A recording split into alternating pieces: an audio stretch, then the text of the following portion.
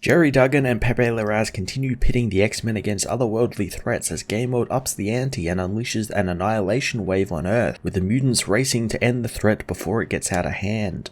Jerry Duggan continues painting the X-Men in the superheroic light once more as we get more issues filled with awesome action and unique threats for the team to battle. Duggan also continues a lot of Hickman's plots, like the really interesting Sync-Laura dynamic and the man wrestling with the idea of telling Laura what they shared on their mission inside the vault. I like that Duggan makes him actually think about using his powers to force Laura to learn this knowledge, but he learns that that's not how mutants do things, and if it's meant to be, it's meant to be. It's a very human moment for the mutant, and I appreciate that a lot. There are actually quite a few human moments this issue, specifically with Sunfire and the rest of the X-Men actually teaming up with humans, and the mutants not actually looking down on them at all, but instead wanting to be of service to the people of the town attacked and to the human race. It really showed how Jean and Scott have set their team apart from the other mutants of Krakoa and don't always swallow Xavier's Kool-Aid. Pepe Larraz continues his brilliant artwork that showcases the mutants in all of their colourful glory, with some fantastic action set pieces and even better monster and alien designs, really playing up the cosmic horror aspect of the Annihilation Wave. Sunfire got a real special treatment this issue as well, with a bunch of pages that colourfully show off his powers with some great spectacle. X-Men issue 2 was another action-packed superhero jaunt for the mutants that furthered their connections to the humans and reiterated that this new team fights for everyone, not just one species or nation. I'm going to give this issue a 10 out of 10.